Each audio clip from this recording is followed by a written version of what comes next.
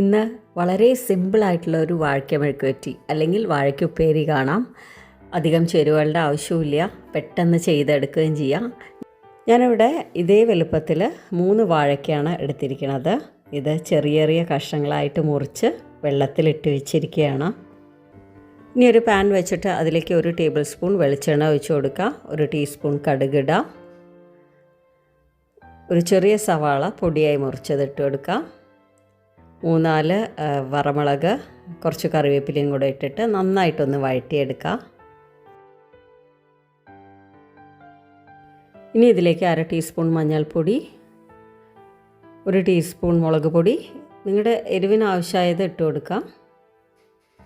ഇതിൻ്റെ പച്ചവാസന മാറണ വരെ ഒന്ന് വഴറ്റി കൊടുക്കുക. പിന്നെ നമ്മൾ നേരത്തെ മുറിച്ച് വെച്ച വാഴയ്ക്ക ഇട്ട് കൊടുക്കുക. ഇനി വേവാനുള്ള വെള്ളം ഒഴിച്ച് കൊടുക്കുകയാണ്. പെട്ടെന്ന് വേവണ വാഴയ്ക്കയാണെങ്കിൽ അധികം വെള്ളം ഒഴിക്കേണ്ട ആവശ്യമില്ല, തെളിച്ച് കൊടുത്താൽ മതി. ഇതെല്ലാം കൂടെ നന്നായിട്ടൊന്ന് മിക്സ് ചെയ്ത് കൊടുക്കുകയാണ്. ഇനി ലോ ടു മീഡിയം ഫ്ലെയിം വെച്ചിട്ട് അടച്ച് വെച്ച് വേവിച്ചെടുക്കാം.